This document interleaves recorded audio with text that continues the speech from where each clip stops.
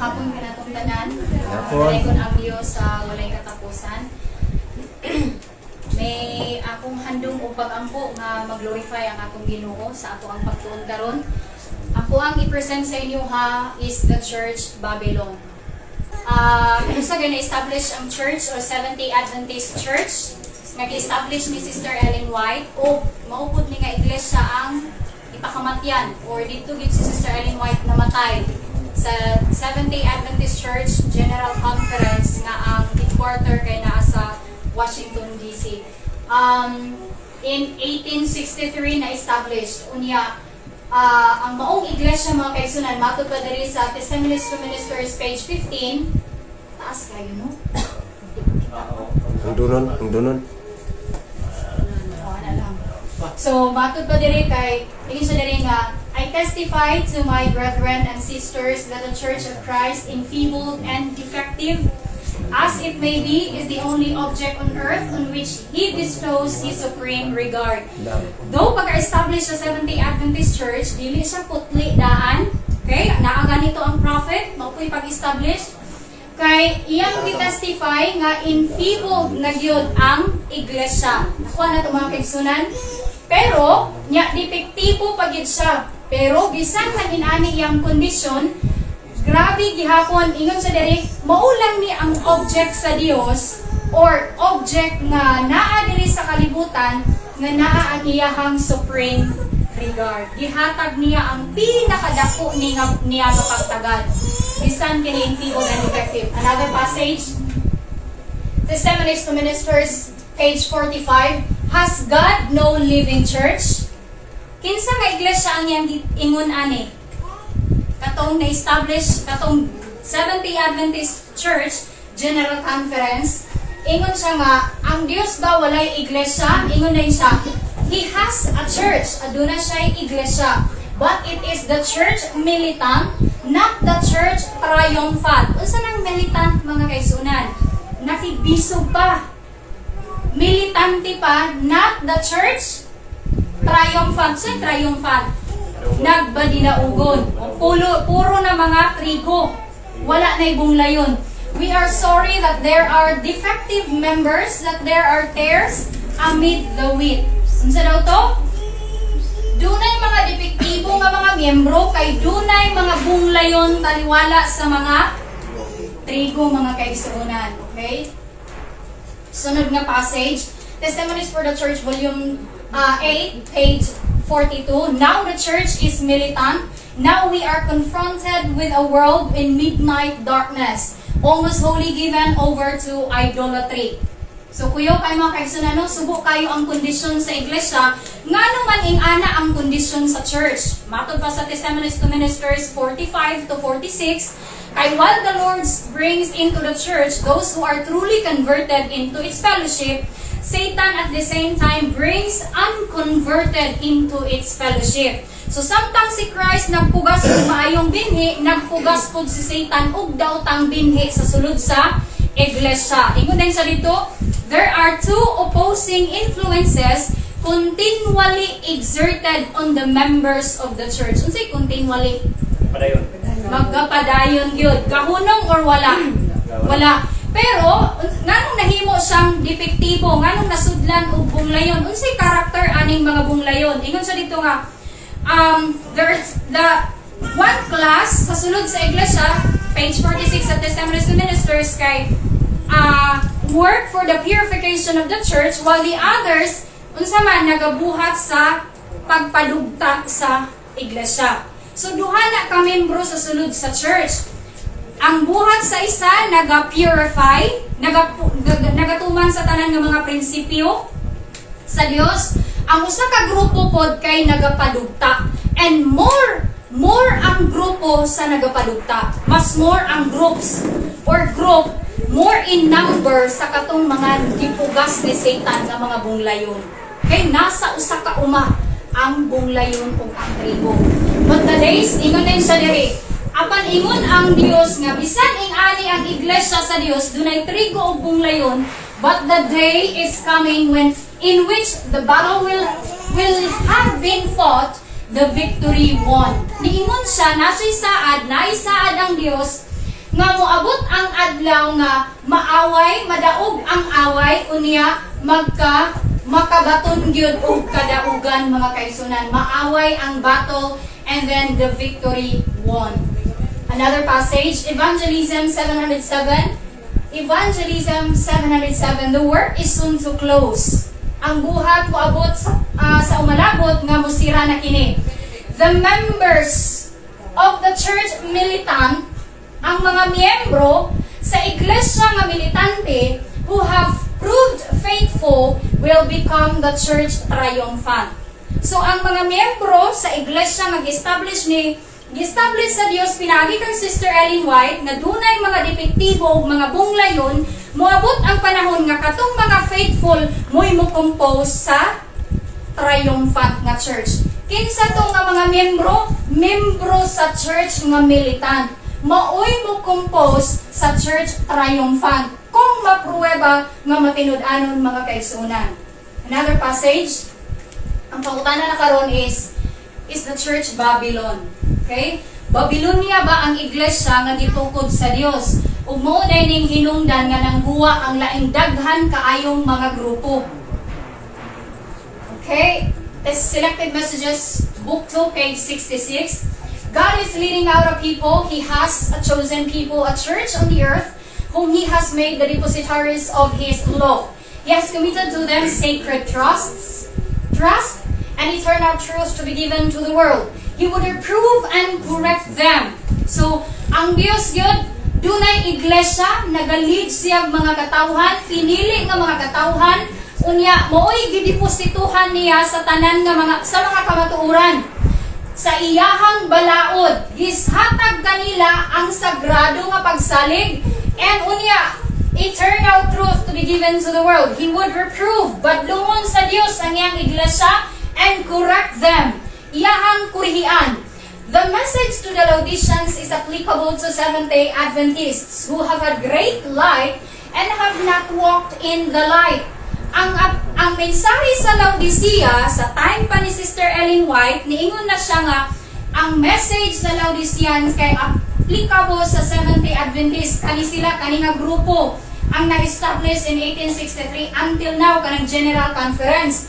Laodicea, nga dunay dakong kahayag, apan wala naglakaw sa maong kahayag.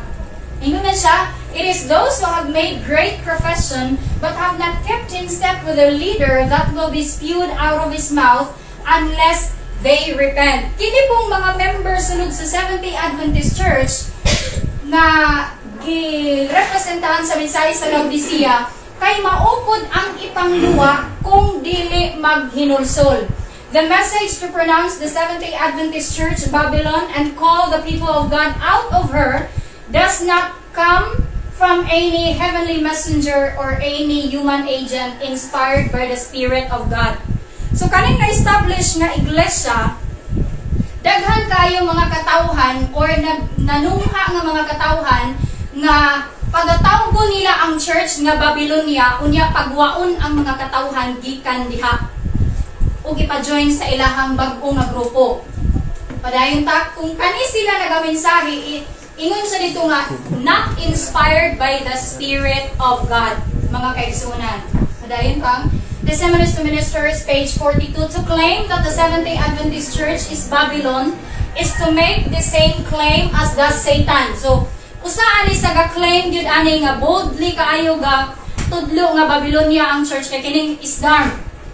So wala sa pagka-establish sa Seventh-day Adventist Church for how many years dayon mga after sa kamatayon ni Sister Ellen White, dunay iglesia nga ning tungha nga nagatawag sa church nga Babylonia, unya pangtawgon ang mga miyembro pagawas niini which is kining Seventh-day Adventist Reform Movement. Muna sa ang iglesia nga gatawag sa church nga Babylon. Manong nasulti nako kay naka-comparative study pud based sa usa sa pastor sa mga isdarm, mga kaigsunan. Unya is to make the same claim as the Satan, who is an accuser of the brethren, who accuses them before God night and day. So diha nimo maila nato mga kaigsunan karon kung kinsa ang tinuod nga iglesia. nga gipabarog sa Dios. Nganuman, kaning tinuod nga iglesia nga gipabarog sa Dios ginatawag nga Babylonia. Nakuha na to? Sila ang gina-accuse. Kaning tinuod nga iglesia maoy gina-accuse nga Babylonia.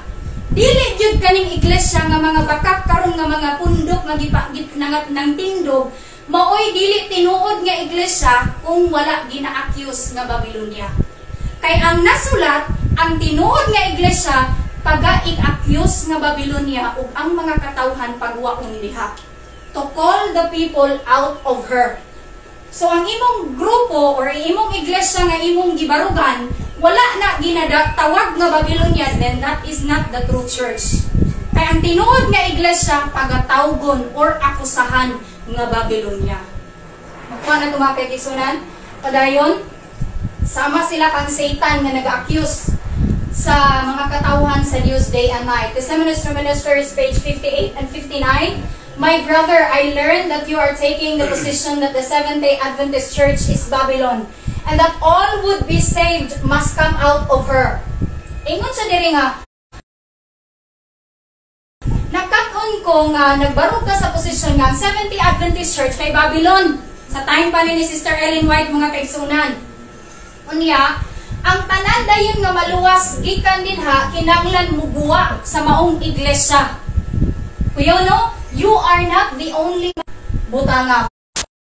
40 years, one man after another.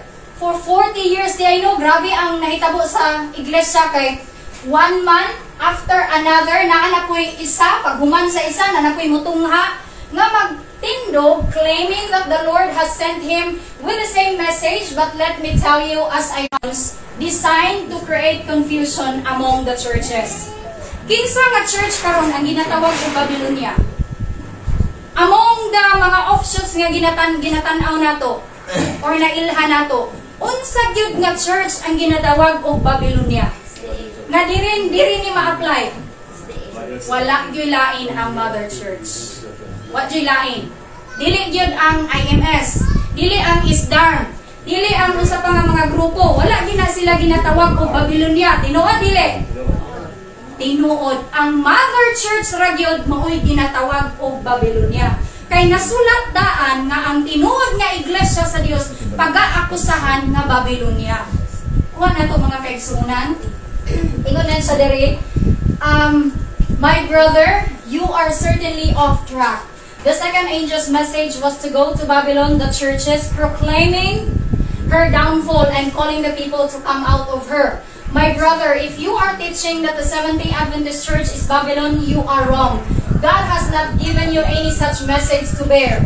Satan will use every mind to which he can attain access, inspiring men to originate false theories or go off on some wrong tangent, that he may create a false excitement and this divert souls from the true issue for this time. So, klaro na di kayo nga, kung dunay mga hunahunanay mga katawhan nga mong barog, unya magtawag sa iglesia nga Babylonia, nasayop gyud ka igsuon.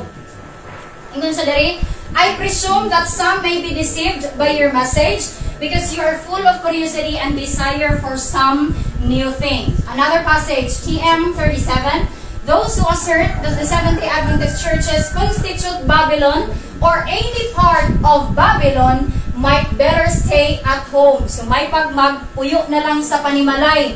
Katudang gatudlo nga Babylonia ang church or ga-constitute ni siya o pagka-Babylon. Let them stop and consider what is the message to be proclaimed at this time. In place of working with divine agencies to prepare a people to stand in the day of the Lord, they have taken their stand with him who is an accuser of the brethren, who accuses them before God day and night. So kaning accuse sa Mother Church nga Babylonia, unya manawag diha og mga membro pagawas kay moadto sa ilahang grupo sa ilahang church, mga kaigsunan, kani sila kay mga accuser of the brethren, who accuses them before God day and night. Sama kang Satan nga naga-accuse sa mga katawhan sa Dios day and night. Sunod, TM 41. When anyone arises, either among us or outside of us, who is burdened with a message which declares that the people of God are numbered with Babylon and claims that the loud cry is a call to come out of her. So daw to, kung naa daw mga mangtungha sa taliwala nato or outside pa sa Seventh-day Adventist Church, unya naa sila'y gidala nga mensahe nga magdeklara nga ang church, ang mga katawhan sa Diyos kay numbered with Babylon, unya nag-claim nga ang loud cry kay mao na ning pagtawag pagawas kanila sa church. Mo ba niya itong ginahimo or dili? So kita rin nakasabkabaluan ang mga kaigsunan ha. Kung kapanawag batag mga kaigsunan pagawas sa Mother Church, unya ipa-join sa ato ha. You may know that he is not bearing the message of truth. Kaning mga tawhana nga magmensahe sa Mother Church nga Babylonia, unya pagawason diha ang mga membro pagawas sa maong Mother Church kay ingon sa diri nga he is not bearing the message of truth. Unsay opposite sa truth? Error ang iyang ginadala nga mensahe. Receive him not, dili pagani pagadawaton kanang mga tawhana. Nakuha na ito mga kaigsunan, nor bid him Godspeed. Ayaw pugni, ayaw ipastay sa imong panimalay kung naay mga kaigsunan nga magtudlo sa inyo ante, angkol, nga mugwa diha kay Babylonia na ayaw pagtuo anak nga mga tao. Sumuna siya ang gisulti ani nga passage. Ingon sa diri, for God has not spoken by him, neither has he given a message to him, but he has run before he was sent. Sunod nga passage, TM36. In the pamphlet published by Brother S. and his associates, he accuses the Church of God of being Babylon and would urge a separation from the church. Uy, naghimo na siya. Nag-urge yun siya nga mubulag yun sa iglesia. This is a work that is neither honorable nor righteous. In compiling this work,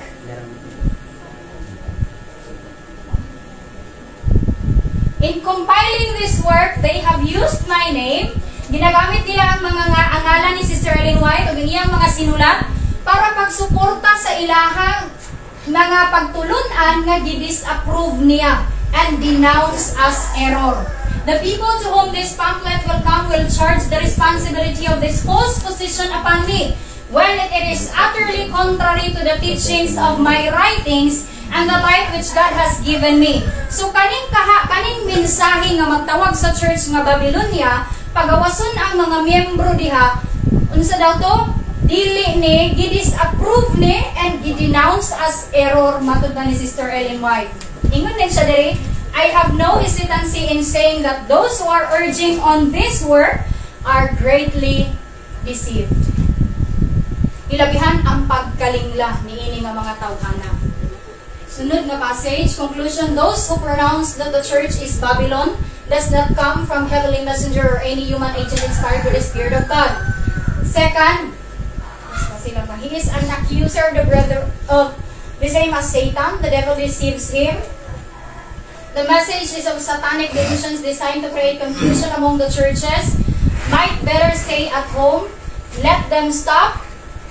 He is not bearing the message of truth. Receive him not, nor bid him Godspeed. God has not spoken to him, neither has he given a message to him. They have taken their stand with Satan, are greatly deceived, a work not honorable nor righteous or off the track. So what constitutes Babylon? Diri na ta matinawan. Unsa day gilangkuban sa pagka-Babylonia mga kaigsuonan? Nga diha nimo nga period matawag ang iglesia nga Babylonia. Unsay ilahang unsa nga kondisyon na siya? Testimonies to Ministers, page 61. We are not to think that the chosen ones of God who are trying to walk in the light compose Babylon. The fallen denominational churches are Babylon. Babylon has been fostering poisonous doctrines.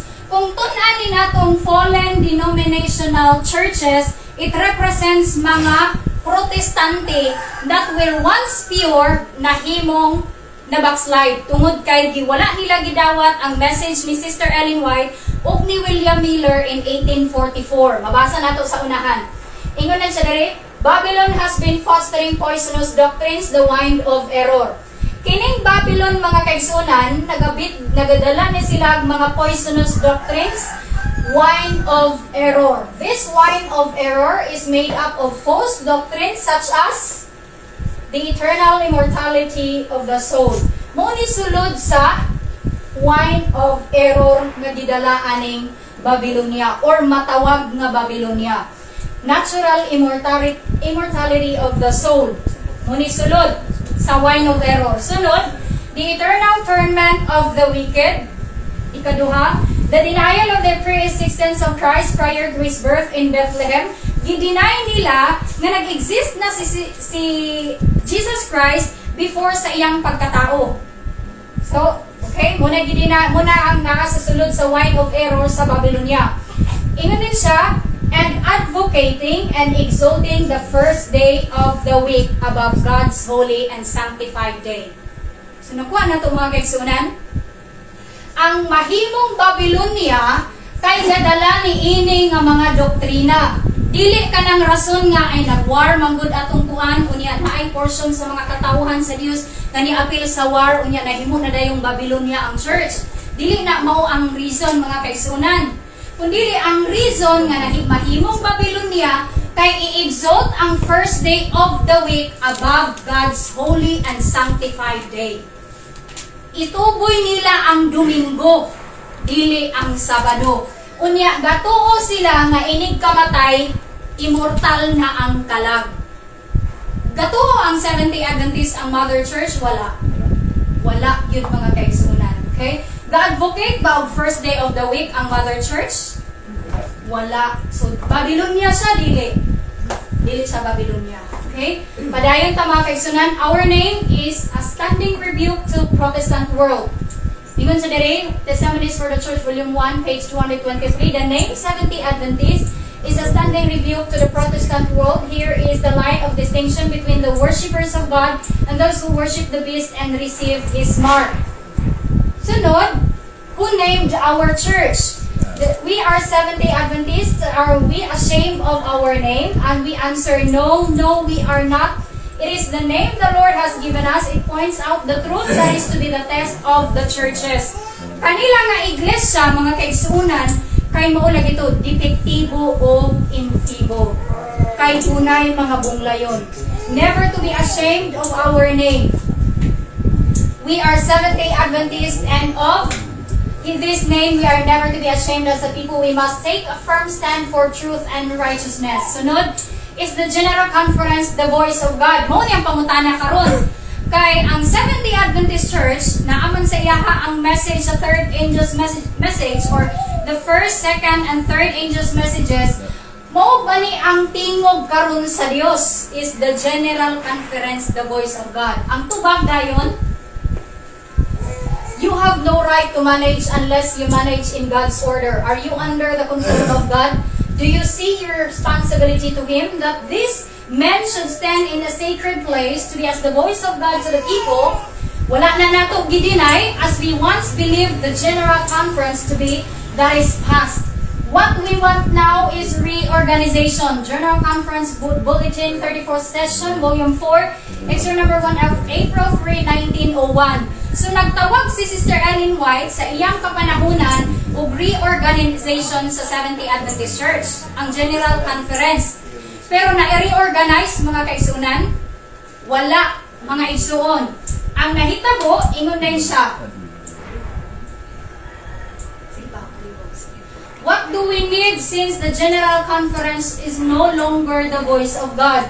Are we to separate from the church? Selected Messages, Book 1, page 128. A revival and a reformation must take place under the administration of the Holy Spirit. Revival and reformation are two different things. Revival signifies a renewal of spiritual life, a quickening of the powers of mind and heart, a resurrection from spiritual death. Reformation signifies a reorganization, a change in ideas and theories, habits, and practices. Reformation will not bring forth the good fruit of righteousness unless it is connected with the revival of the Spirit. Revival and reformation are to do their appointed work, and in doing this work, they must blend. Mahitabo ba ni ang thorough reformation sulod sa iglesia, sa Mother Church? Dili mga kaigsuonan. Itubag diri nga no. Are we hoping to see the whole church revived? Are we hoping to see the whole church revived? That time will never come. Dili gyud mariporma ang tibuok Seventh-day Adventist church mga kaigsuonan. Ang whole church mariporma. Ingon sa diri, what should we do then since the whole church will not revive? There are persons in the church who are not converted and who will not unite in earnest prevailing prayer. We must enter upon the work individually. So, sulod sa iglesia, dili naman sa whole church ma-revive, we must enter upon the work individually. So, mopod na nga sa lain-lain nga mga iglesia sa tibuok kalibutan sa Mother Church, dunay mga individual nga mga persons nga ga-revive and reform. Ang nahitabo lang, mo ni sila nga mga grupo na ang kanang giingon diha sa Testimonies for the Church Volume 5, page 210, nga at the time when the danger and the depression of the church are greatest, the little company, na ay little company who are standing in the light, who are sighing and crying for all the abominations that be done in the church. Sa sulod sa iglesia, nga grabe na gyud ang pagkakalibutanon, dili man mahitabo ang revival and reformation, na ay gamay panon diha sa sulod nga nagbarog sa kahayag. Mo na miingon dito sa last day events nga, the church may appear as about to fall, but it does not fall. Dili siya mahulog nganuman, while the sinners in Zion will be sifted out. Dili mahulog apan ang mga makasasala mao'y paphaon. So nakuha na ito mga kaisunan. Sunod. Will the church fall? The church may appear as about to fall, but it does not fall, it remains. Unsa daw ito mga kaisunan? Sa Selected Messages Book 2, page 380, nga ang iglesia, hapit na gyud siya mahulog. Hapit na gyud mahulog, pero dili siya mahulog. Magpabilin siya, samtang, ang himuon sa Dios, ang mga sinners in Zion will be sifted out. Ang kuhaon kay ang mga sinners. The chaff separated from the precious wheat, this is a terrible ordeal. Diba, gausa man ang trigo o bunglayon. Nakuha na ito, Matthew 13:24 to 30. Pag abot sa 41, verse 41, ingon din siya, the Son of Man shall send forth his angels to gather out of his kingdom those that offend and them which do iniquity. Ingon dito nga, ang mga anghel sa Dios, mao'y iyang ipadala ug kuhaon ang mga bunglayon. TM page 47, the work of separation is given to the angels of God and not committed into the hands of any man. So ang buhat na sa pagbulag kay gihatag sa mga angels, dili sa tao. So kung ako karon nga membro ko, unya mo bulag ko, mura nag akong gitanaw akong kaugalingon nga trigo. Unya katong nabilin kay mga bunglayon na. Unya ang bunglayon may isifted out. Di ako may bunglayon, kaya ako may ni mahawa. Nakuha na to ang punto mga kaisunan. Unya, ingon sa dito nga, ang angels maoy mo bulag. Unsa nga paagi na sa separation? So naay laing study ana through Ezekiel 9 ang separation. Silyuhan ang katong mga faithful sa sulod sa Mother Church, pamatyon ang tanan nga mga walay silyo pinaagi sa lima ka mga anghel. Ang sunod, okay, padayon pa. So, hinluan sa Diyos ang iyahang iglesia. Iyahang i-purify. Inya, mahitabo gayud kinit. 2 SM 390, there is no need to doubt, to be fearful that the work will not succeed. God is at the head of the work. So, dili daw ta magduwa. Kinsa gani nga iglesia ang gisgutan ani ni Sister Ellen White? Ang iglesia kanang Mother Church gani gina-accuse nga Babylon. Ingon siya nga, God is at the head of the work and He will set everything in order. If matters need adjusting at the head of the work, God will not attend to that and work to right every wrong. So, usara gyud hinumdumi gyud ninyo mga kaigsunan. Ang tinuod gyud nga iglesia, gina-accuse nga Babylon o ginatawag ang mga membro pagawas niini. Mura ginay atong timan-an. Ang tinuod nga iglesia gina-accuse nga Babylon. Unya ginapangtawag ang mga membro diha pagawas ni ini. So mura gid na ang timan-an nato. Ingon sa diri, let us have faith that God is going to carry the noble ship which bears the people of God safely into port. Ang Ginoo gayud mag-attend sa iyahang buluhaton. God will work to purify His church. Putlion sa Dios ang iyang iglesia. Sunod. But the days, Testimonies for the Church, Volume 5, page 80. But the days of purification of the church are hastening on apace.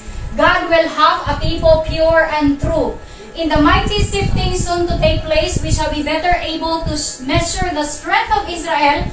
The signs reveal that the time is near when the Lord will manifest that His fan is in His hand and He will thoroughly purge His floor. So tungod sa condition sa church nga enfeebled, defective, kay nasudlan og mga bunglayon, matod pa sa Revelation 12 verses 15 to 17, grabe ang baha nga gibugan ni Satan pasulod sa church. Bunglayon na siya kay tubig baha, ang water represents people, baha man siya hugaw, it represents sa mga unconverted. Baha, ingala kadaghanon, ang mga bunglayon nga gitanong ni Satan sulod sa Seventh-day Adventist Church. Unya, ingon din hinga, pagaputlion sa Dios ang iyang iglesia.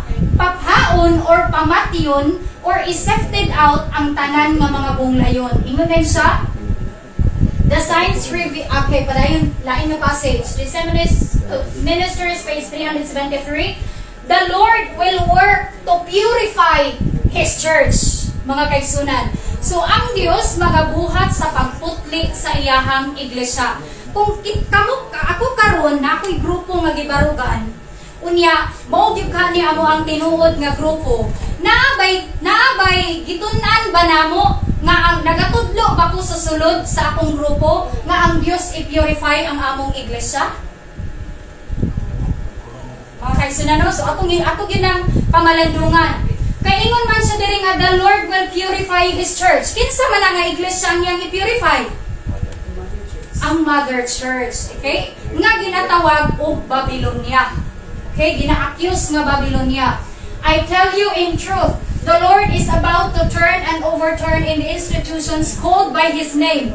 Just how soon this refining process will begin, I cannot say. So, klaro kayo diri nga, ang Dios dili niya pasagdan nga ang iglesia madugta og maayo sa kaaway, maanod sa kaaway, mga kaigsunan, kundili, idtun sa Dios ang tanan nga mga bunglayon sulod sa iglesia.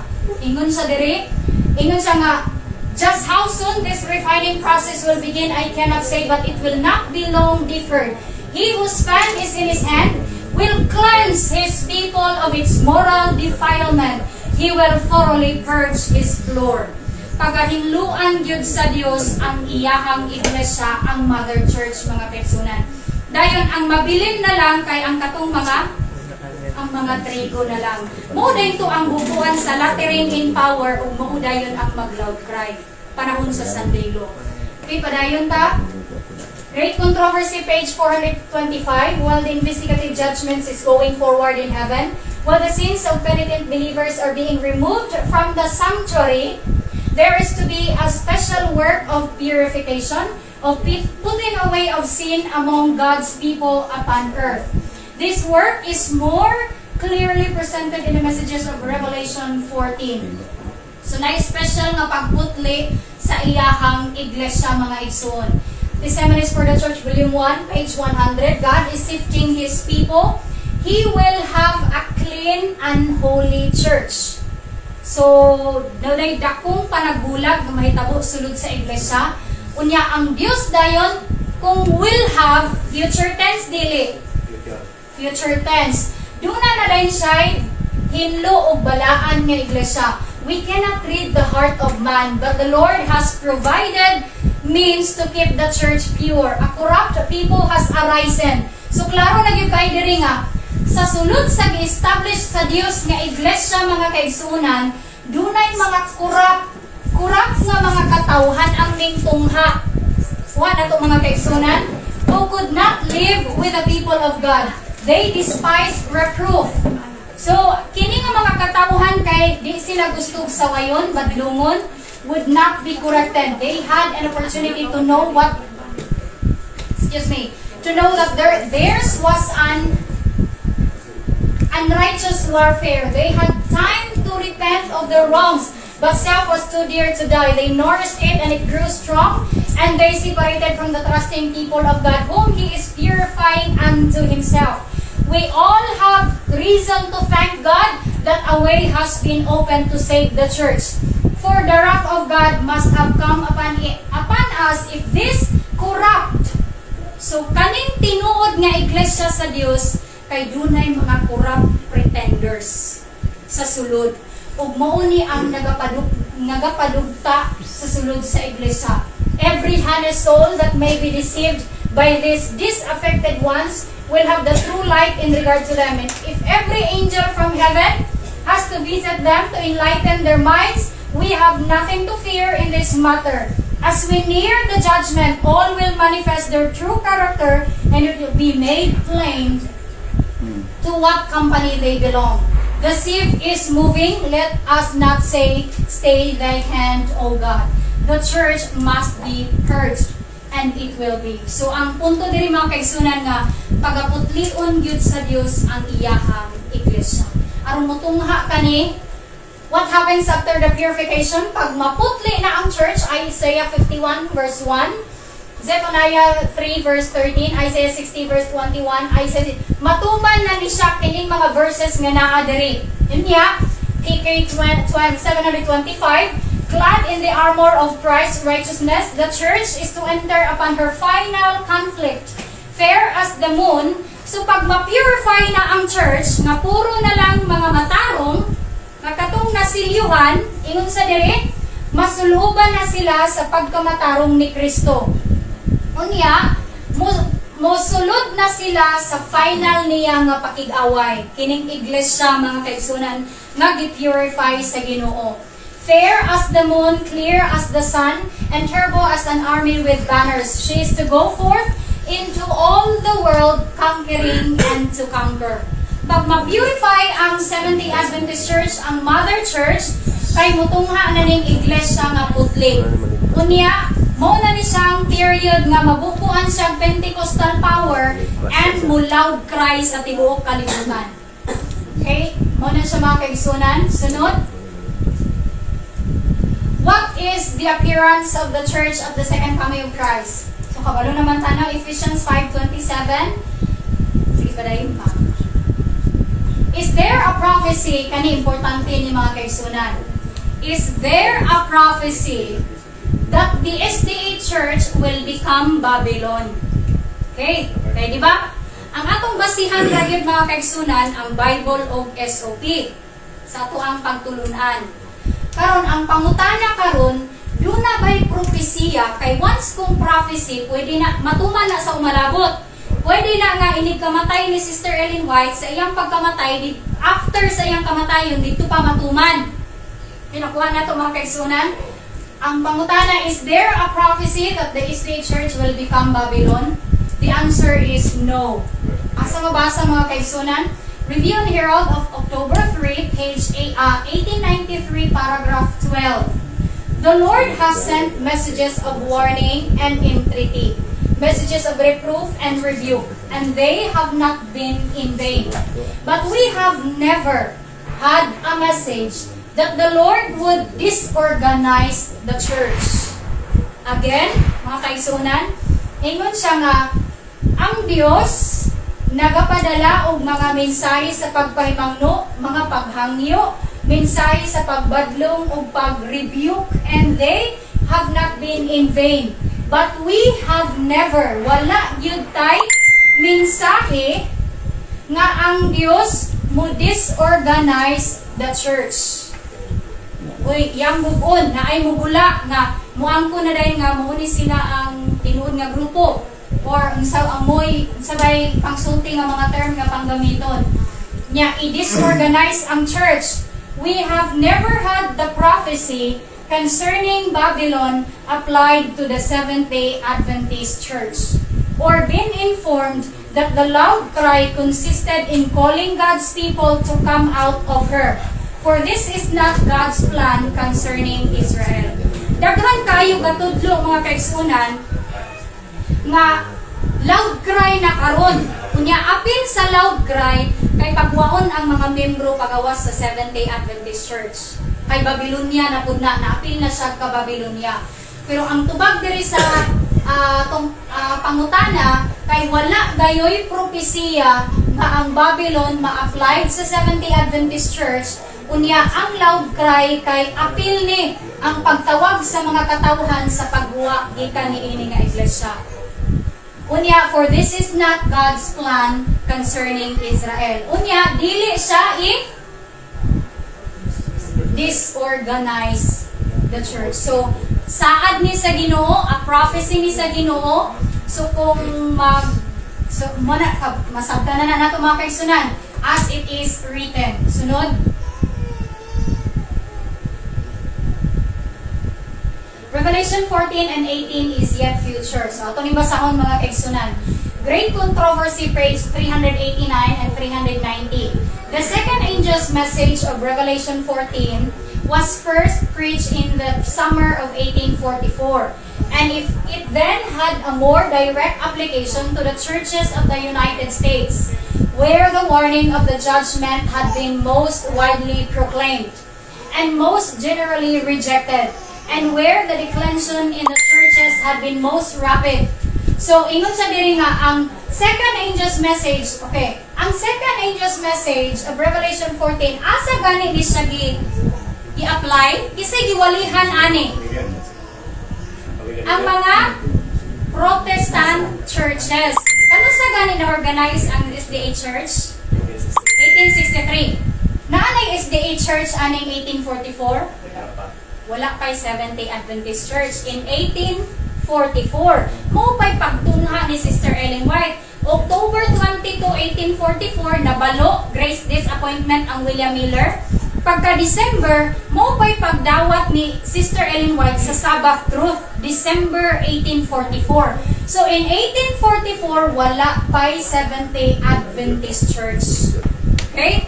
Pag-ingon niya diri nga, kini nga mga mensahe sa second angel's message, the first angel's message, kay dito ni sa mga churches sa United States i-apply. Dito ni sila nag-message. Kay mga protestante man ang naa sa Amerika. Dito nag-take of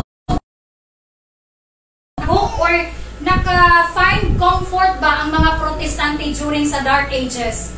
So, dito ni sa Amerika, where the warning of the judgment has been most widely proclaimed and most generally rejected. Gisalikway lang ni generally rejected sa ilang panahon. And where the declension 44 or before 1863, dunay mga iglesia nga gipabarog sa Ginoo. Dunay mga iglesia nga mga protestante. 1500 si Martin Luther.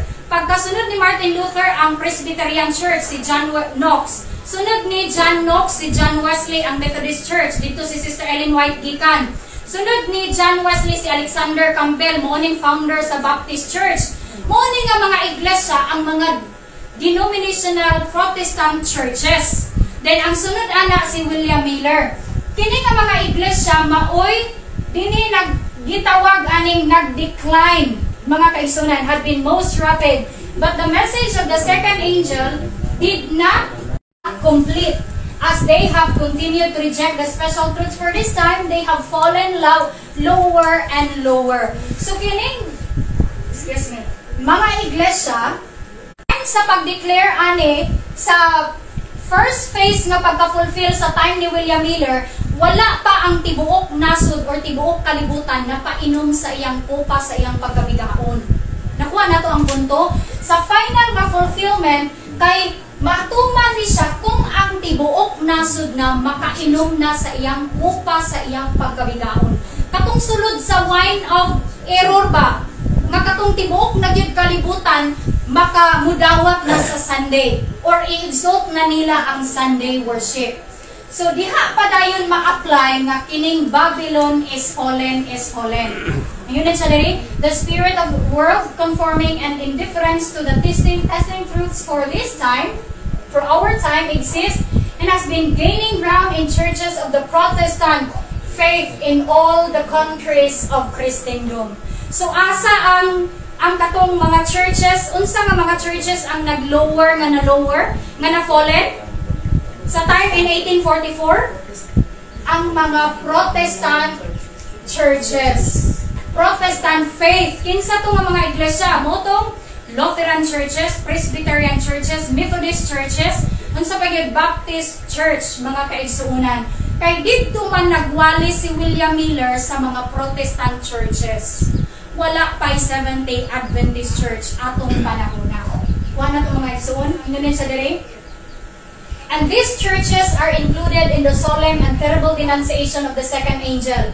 But the work of apostasy has not yet reached its culmination. Wa pagyud siya ang work of apostasy, wala pagyud napuno, natuman in its full. Nganuman, ang wala pa man natuman katong tibuok na nasod, tibuok kalibutan or tanan nasod na painom na or nidawat na sa Sunday nga balaod. The Bible declares that before the coming of the Lord, Satan will work with all power and signs and lying wonders and with all deceivableness of unrighteousness, and they that received not the love of the truth, that they might be saved, will be left to receive strong delusion that they should be live alive. So kuyaw mga kaigsuunan, kay grabe na gid ang pagpanglingla ni Satan sa sulod sa denominasyon, outside man sa denomination, sa kalibutan, sa atong kapanahunan. Ginapadalaan niya og mga strong delusion that they should believe alive. Not until this condition shall be reached and the union of the church with the world shall be fully accomplished throughout Christendom will the fall of Babylon be complete. The change is a progressive one and the perfect fulfillment of Revelation 14 verse 8 is yet future. Kanusa ni siya mahitabo? Dito na gyud sa pag-blow sa four winds, wherein four corners of the earth i-blow or i-enforce ang Sunday worship. Uban ang decree nga dili na makapalit og makabaligya. Okay, Testimonies for the Church, Volume 5, page 152. Who is Babylon? Babylon is said to be the mother of harlots. By her daughters must be symbolized churches that cling to her doctrines and traditions. Kinsa ni nga mga churches? Ang mga Protestant churches. So, mo itong gibasa kaganina. And follow her example of sacrificing the truth. Unsa gani nga ang doktrina nga gihawiran sa Roman Catholic Church? Ang Sunday keeping. Kini nga mga churches nga nag-cling to her doctrines and traditions mo ang mga Protestant churches. And the approval, they sacrifice the truth and the approval of God in order to form an unlawful alliance with the world. The message of Revelation 14 announcing the fall of Babylon must apply to the religious bodies that were once pure and have become corrupt. Balik mo ni ang mga Protestante.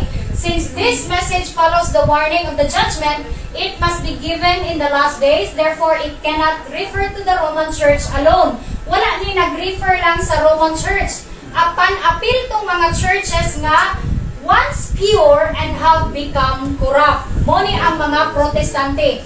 Ingon din sa dili, furthermore, in the 18th chapter of Revelation, the people of God are called upon to come out of Babylon.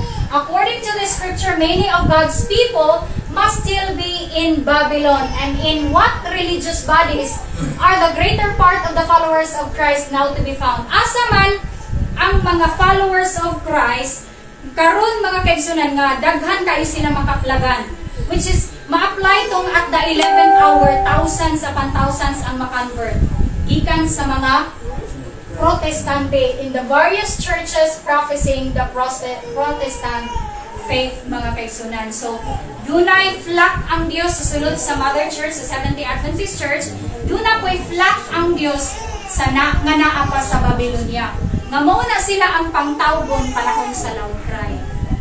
Okay, nakuha na ito mga kaigsunan. Conclusion, it means to say that Revelation 14, which says Babylon is fallen, is the Protestant churches, not the Seventh-day Adventist Church. It does not reach its complete fulfillment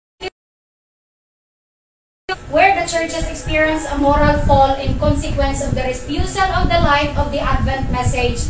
But it will reach its complete downfall, maabot ra gyud sa Babylon nga mga churches, ang ilang pagkahulog sa diha na iglesia sa Dios. Mailhan nato kinsa ang tinuod nga iglesia sa Dios, usa ra gyud ang ilhanan. Gina-accuse ni sila nga Babylonia. Unya, ginatawag ang mga katawhan pagawas ni ini. Mao sa mga iglesia. So kabalo na ta, kinsa man sa mga denominations karon sa Seventh-day Adventist yun, sa mga gipang-establish, gipang-registered, kinsa nga iglesia gyud ang ginatawag Juliano, ang Mother Church, ang mga membro nagpasagot, mauni siya nga iglesia ang tinuod. Kay ang ilhanan gyud sa tinuod nga iglesia, gina-accuse siya as Babylonia. So nakuha na ito mga kaigsunan, pero ang himuon sa Dios, dili siya, ang himuon sa Dios kay ibusan. Actually, dili gyud ni mao ang akong ginapresenta kung kay gamisyonary man ko, mga prophecy ang akong dala. Kani lang ginapresent din ako kung naay mag-request kung Babylonia ba ang church. Kana bang mangutana kung Babylonia ba ang church. Dili gyud nila ko ang mao akong ginapresenta sa mga brethren, but then revival and reformation ang ako ang ginadala. And tanan nga mga hubad sa tanan nga mga propesiya sa tibuok Biblia. So mo na ang amo ang gina-present sa mga brethren sulod sa church. So mo to siya mga kaigsunan, may hapon dalaygon ang Dios sa walay katapusan. Amen.